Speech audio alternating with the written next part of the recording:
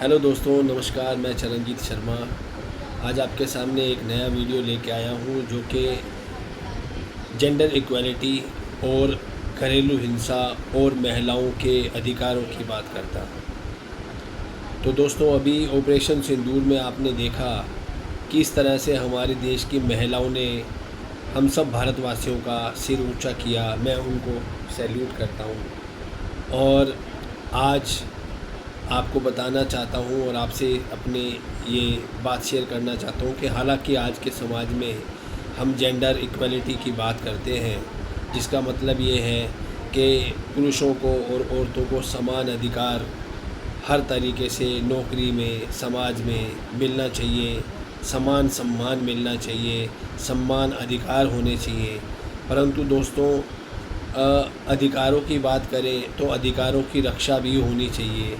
और उसके लिए हालांकि हमारे पास पर्याप्त कानून हैं, परंतु कई बार उन कानूनों की जानकारी ना होना भी महिलाओं में एक ऐसा कारण बन जाता है कि वो घरेलू हिंसा को सहती हैं और प्रताड़ित होती रहती हैं। तो दोस्तों,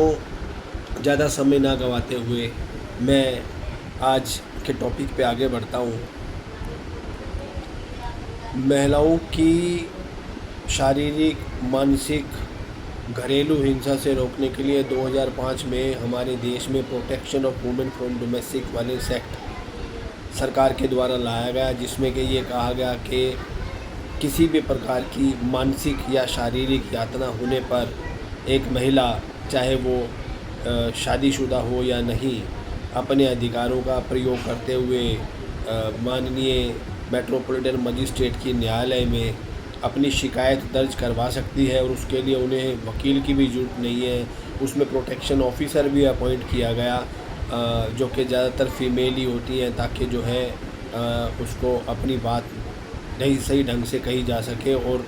कोर्ट के सामने ये चीज़ रखी जा सके। तो दोस्तों, protection of women from domestic violence act की बात करें तो एक बहुत ही महत्वपूर्ण अधिकार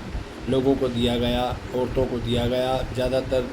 महिलाओं को घर से ज़बरदस्ती निकाल दिया जाता था शादी में, जब उनकी पति पत्नी की आपस में नहीं बनती थी।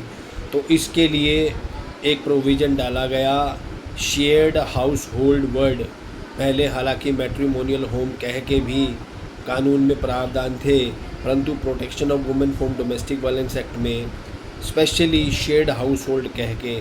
एक ऐसा अधिकार दिया गया जिसमें कहा गया कि महिला को उस घर में जहाँ पे वो शादी के बाद अपने पति के साथ, ससुराल के साथ रहती है, नहीं निकाला जा सकता, चाहे वो घर उसके पति के नाम है या ससुराल के नाम। परंतु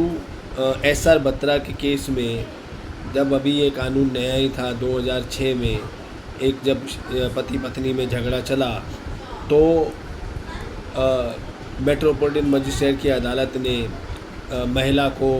प्रोटेक्ट करने के लिए मना कर दिया, ये कहते हुए कि एक तो वो इस प्रॉपर्टी में रहती नहीं है और दूसरा ये प्रॉपर्टी जो उसकी सास की पर्सनल प्रॉपर्टी है, उसके पति की नहीं है। तो हाई कोर्ट में जब वो महिला गई तो उस केस में हाई कोर्ट ने ये कहा कि हालांकि उसके पास उस प्रॉपर्टी में रहने का अधिकार है, बशर्ते कि जो उनका पति है वो जॉइंट फैमिली का हिस्सा हो। सुप्रीम कोर्ट ने भी इस बारे में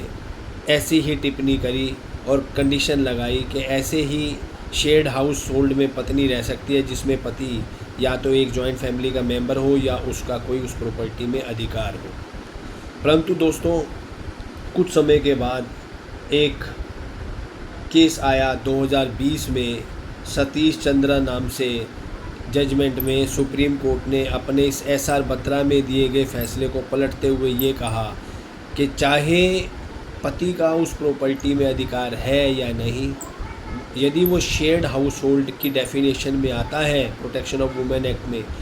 तो महिला को उस प्रॉपर्टी से नहीं निकाला जा सकता। वो सिविल कोर्ट में जाकर भी अपने स्टे के राइट को इस्तेमाल करते हुए इंजंक्शन स्टे कोर्ट से ले सकती है कि उसको मकान से ना निकाला जाए, और वो प्रोटेक्शन ऑफ वुमेन एक्ट में भी कंप्लेंट फाइल करके अपने इस अधिकार को स्टे लेके प्रोटेक्ट कर सकती है। दोस्तों, इस एक्ट के अन्य जो महत्वपूर्ण प्रावधान थे उसमें ना केवल महिलाओं को मेंटेनेंस का अधिकार दिया गया, बशर्ते साथ में ये भी कहा गया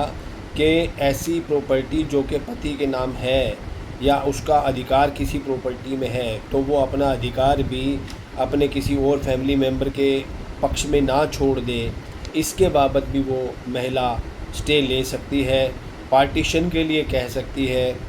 और कस्टडी के केसों में जहाँ पे पति पत्नी के बीच में नहीं बनती और बच्चों की कस्टडी का मामला है, वो भी अन्य स्पेशल मुकदमा फाइल करके महिला अपने घरेलू उत्पीड़न के केस में ही